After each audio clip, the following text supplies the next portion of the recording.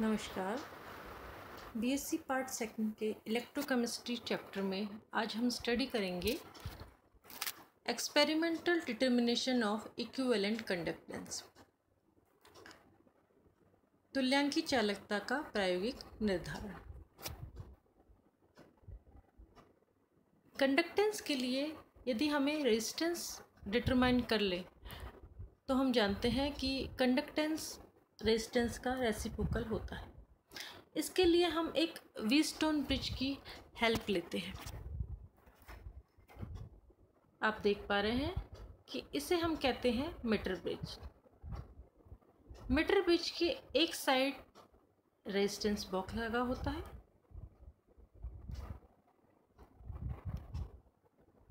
और दूसरी side conductivity cell लगा होता है।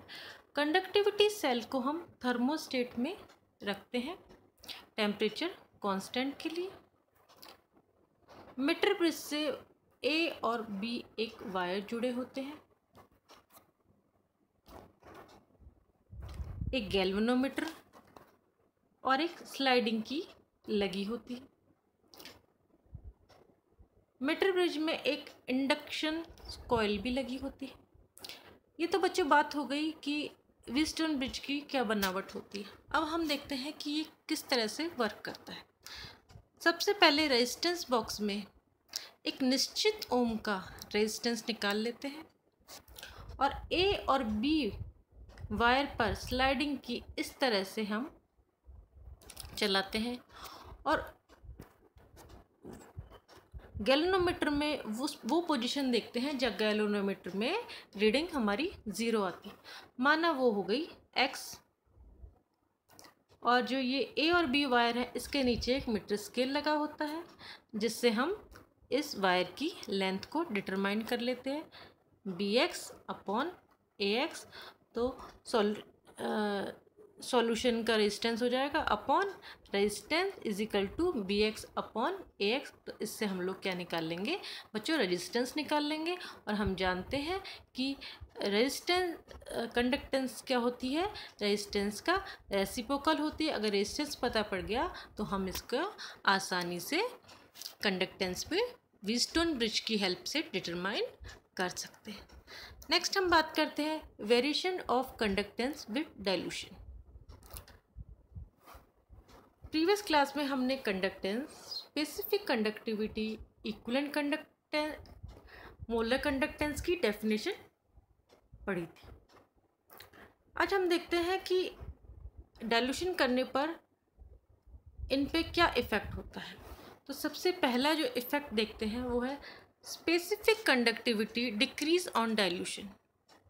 हम जानते हैं कि स्पेसिफिक कंडक्टिविटी क्या होती है कि 1 सेंटीमीटर क्यूब सॉल्यूशन में उपस्थित आयन को हम क्या कहते हैं, स्पेसिफिक कंडक्टिविटी। तो जैसे जैसे हम डाइल्यूशन इंक्रीज करते हैं 1 सेंटीमीटर क्यूब सॉल्यूशन में उपस्थित आयन की संख्या कम होती जाती है, जिसके कारण स्पेसिफिक कंडक्टिविटी भी डिक्रीज होती जाती है। नेक्स्ट हम बात करते हैं मोलर और इक्विवेलेंट कंडक्टेंस की। तो equivalent and molar conductance both increase with dilution and reaches A maximum value. दोनों क्या होती हैं, इंक्रीज होती हैं। क्यों होंगी? क्योंकि lambda is equal to kappa into V या mu is equal to kappa into V. Dilution increase कर रहे हैं, क्या इंक्रीज हो रहा है, वॉल्यूम। वॉल्यूम इंक्रीज हो गया तो मोलर और इक्विवेलेंट कंडक्टेंस दोनों इंक्रीज हो। नेक्स्ट है the conductance of all electrolytes increase with temperature या इंक्रीज विद डाइल्यूशन। टेम्परेचर या डाइल्यूशन इंक्रीज करने पर चालकता बढ़ती है। अब कैसे बढ़ती है ये देखते हैं। जैसे जैसे हम डाइल्यूशन इंक्रीज करते हैं तो क्या होता है, आयंस के बीच में इंटर आयोनिक फोर्स कम होता है। आयन तेजी से इलेक्ट्रोड की ओर मूव करते हैं जिससे कंडक्टेंस बढ़ जाती है। तो डाइल्यूशन इंक्रीज करने पर या टेम्परेचर इंक्रीज करने पर चालकता बढ़ जाती है। तो क्या क्या बढ़ी, इक्विवेलेंट कंडक्टेंस, मोलर कंडक्टेंस और कंडक्टेंस तीनों तो क्या हो गई, इंक्रीज हो गई डाइल्यूशन इंक्रीज करने पर, लेकिन स्पेसिफिक कंडक्टिविटी डाइल्यूशन इंक्रीज करने पर डिक्रीज हो गई। Thank you.